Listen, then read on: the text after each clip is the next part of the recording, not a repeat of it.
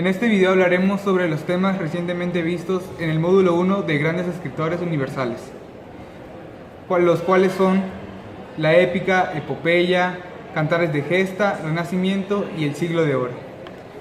Para empezar, hablaremos sobre la épica. ¿Qué es la épica? La épica es un género literario en el que se presentan hechos legendarios o ficticios, relativos a las hazañas de héroes o los orígenes míticos de un pueblo. Se caracteriza por tener una forma tradicional de expresión en verso, al igual que también estos textos épicos tienen en común la búsqueda del honor. La aparición de la épica se remonta a la Edad Antigua, y se cree que esas composiciones se transmitían oralmente con el fin de entretener a través de los apsodas, quienes eran cantantes o intérpretes de la calle. Se dice que fueron los clérigos quienes como poseedores de la cultura realizaron estas obras poéticas, ya que en ese tiempo eran de los pocos que tenían acceso al conocimiento histórico y que como objetivo quisieron compartirlo con el pueblo. Bueno, como principales autores encontraremos al griego Homero, a quien se le atribuyen dos monumentales obras: la Ilíada, que trata sobre la guerra entre aqueos y troyanos provocada por el rapto de Helena, cuyo elemento principal es la pelea entre Aquiles y Héctor, y en la Odisea, que narra el viaje de Odiseo y los obstáculos que debió enfrentar para llegar a su hogar en la isla de Ítaca, como consecuencia de un accidente marítimo posterior al fin de la guerra en Troya. Estas obras destacan mucho como dos grandes representaciones de los poemas épicos. De igual forma encontramos a Virgilio, quien fue un autor romano que realizó la Eneada, un fragmento del poema épico La Odisea. Óyeme, Poseidón, que ciñes la tierra, Dios de cérula cabellera. Si en verdad soy tuyo y tú te glorias de ser mi padre, concédeme que Odiseo, asolar de ciudades, hijo de Laertes, que tiene su casa en Ítaca, no vuelva nunca a su palacio. Mas si le está destinado a haber de los suyos y volver a su bien construida casa y a su patria, sea tarde y mal, en nave ajena, después de perder todos los compañeros y se encuentren con nuevas cuitas en su morada. Un fragmento de la Odisea, en la cual el tema principal fueron las aventuras que tuvo Odiseo para volver a su patria Ítaca con su familia. Sobre la epopeya. La epopeya es un subgénero del género épico, pero este se destaca por una construcción literaria de gran tamaño. Narra igual aventuras desde un héroe. Es considerado para la sociedad determinada. La epopeya es un subgénero más antiguo del que se tiene conocimiento. Y entre las obras más grandes de la epopeya vamos a hablar sobre la gesta del Mio Cid, que es del siglo VII. Y a continuación les voy a dejar un pequeño fragmento del Mio Cid. Fragmento del cantar del Mio Cid. En el destierro del Mio Cid, Rodrigo Díaz de Vivar es desterrado de Castilla por el rey Alfonso. Se despide de su esposa Jimena y de sus hijas Sol y Elvira, a quienes deja el cuidado de abad de un monasterio en San Pedro de Cardeña, y parte para el destierro. Su figura es digna y humana. Con los ojos llenos de lágrimas, volvió la cabeza para contemplarlas por última vez, y vio las puertas abiertas y los postigos sin candados, vacías las perchas donde antes colgaban mantos y pieles, o donde solían pasar los halcones y azores mudados. Suspiró el Cid, lleno de tribulaciones, y al fin dijo con gran mesura: alabado sea Dios, a esto me reduce la maldad de mis enemigos. Bueno, después de escuchar este fragmento de esta obra, podemos decir que esta obra trata principalmente sobre la aventura de un hombre que se llama el Cid Campeador, que es desterrado, pero él aún así, al ser desterrado, sigue ganando espadas. Espadas se les decía a la propiedad o el terreno que se consideraba en ese entonces, en esa época. Entonces él sigue ganando espadas y las suma al reino. Entonces llega un momento en el que el Cid forma un ejército tan grande que el rey, temeroso, le pide que se casen sus hijas con unos príncipes de aquellos tiempos. Es ahí donde se desarrolla el segundo libro, que se llama Las Bodas. Y el tercer libro, que se llama La Afrenta de Corpes, cuenta la última batalla del Mio Cid o del Cid Campeador, donde se dice que murió épicamente sobre su caballo. Muy buenas tardes. El tema que a mí me tocó son los cantares de gesta. A continuación les voy a decir las características más importantes de este tema. Son anónimos y orales. Los temas son heroicos sobre personajes importantes. Esto tiene que decir a personajes de antigüedad, como Hércules, Zeus, entre otros. El lenguaje es muy sencillo y expresivo. Hay una exactitud histórica, precisión geográfica y valor documental. A continuación les voy a decir unas obras características y sobre sus autores. El primero sería el poema de Miocid. Desgraciadamente el autor es desconocido. Una pequeña reseña, ahí va. San Esteban de Gormaz habría escrito en torno a 1110 y sería el responsable de los elementos más históricos del poema.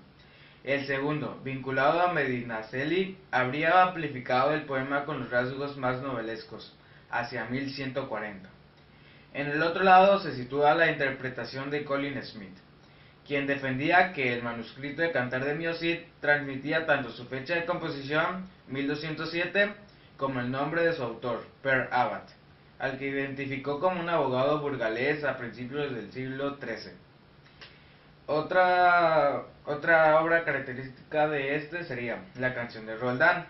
El autor es el monje Turoldo. Es un poema épico de cientos de versos, escrito a finales del siglo XI en francés antiguo.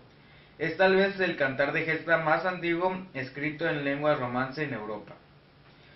Les voy a contar ahorita fragmento de obras apartes de las ya mencionadas. La que les voy a contar ahorita es la de Beowulf.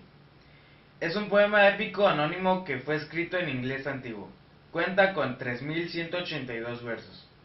Tanto el autor como la fecha de composición del poema se desconocen. Aunque el poema no tiene título en el manuscrito, se le ha llamado Beowulf desde principios del siglo XIX. Se conserva en la Biblioteca Británica. Tiene dos grandes partes. La primera sucede durante la juventud del héroe que da nombre al poema y narra cómo acude en ayuda de los daneses, quienes sufrían los ataques de un monstruo, y tras matar a este, se enfrenta a su terrible madre. En la segunda parte, Beowulf ya es el rey y pelea hasta la muerte con un feroz dragón. La historia de este poema sería: el poema Beowulf se conoce gracias a un único manuscrito, cuya fecha estimada ronda en el año 1000 después de Cristo. Tanto el reverendo Thomas Smith como Geoffrey Wanley asumieron la responsabilidad de catalogarla en la biblioteca de Cotton. El manuscrito de Beowulf se menciona por primera vez en 1700, en la correspondencia que sostuvo George Hughes, asistente de Wanley y su jefe. Un pequeño resumen de este poema, de este acto, sería: la acción se desarrolla en Dinamarca, donde el palacio Heorot se ve asolado por el troll Grendel. La música y la alegría que se oye en la sala enoja al monstruo. Grendel se come a los criados y guerreros del rey Hroðgar. Los ataques del ogro obligan a Hroðgar a abandonar la sala durante la noche, en los cuales se va esparciendo por las tierras nórdicas el relato sobre la difícil situación del rey danés. Tal recuento llega a los oídos de Beowulf, héroe que parte en auxilio del monarca junto con 14 guerreros. Beowulf, sobrino del rey de Genglad, ofrece su ayuda a Hroðgar, quien le encomienda la tarea al recién llegado. Grendel regresa esa misma noche al palacio, derriba sus puertas. Beowulf es despertado por el alboroto y acude en ayuda de la guardia. Hay una lucha cuerpo a cuerpo y el monstruo, que solo puede liberarse de... La reina ha vuelto premia a Beowulf y se hace una celebración en su honor. Al día siguiente llega la madre del monstruo ya muerto, se encuentra con un caballero y lo mata. Beowulf sigue el rastro de la madre a través del bosque y al final del recorrido la pista acaba en una cueva. Ahí se encuentra la madre enojada. Pelean y con mucho esfuerzo mata al monstruo. Beowulf, ya anciano, ha reinado por 50 años. En la última etapa de su vida se enfrenta con la sola ayuda de su sobrino Wiglaf a un temible dragón que está destruyendo su reino. Un ladrón había entrado a la cueva del dragón y había robado una copa de plata incrustada de oro y piedras preciosas. Enfurecido, el dragón destruye el pueblo del ladrón. Beowulf sale a su búsqueda para vengar a su gente. Solamente Wiglaf se apresta para acompañarle. Después de una gran batalla, ambos logran acabar con la bestia, pero Beowulf, gravemente herido, encomienda a su sobrino a apoderarse del tesoro y utilizarlo para reconstruir el reino. Pasa su torque de oro a Wiglaf y le confía el reino. Este es el resumen más corto, podemos decir así.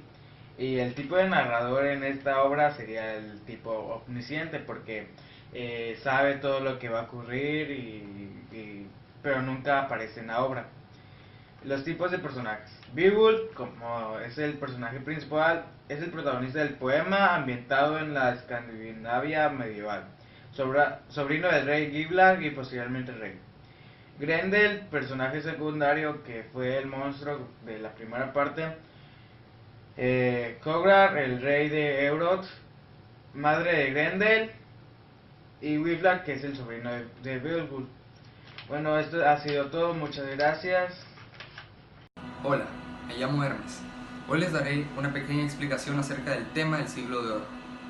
Bueno, el siglo de oro estuvo conformado por dos partes. La primera parte fue la etapa renacentista.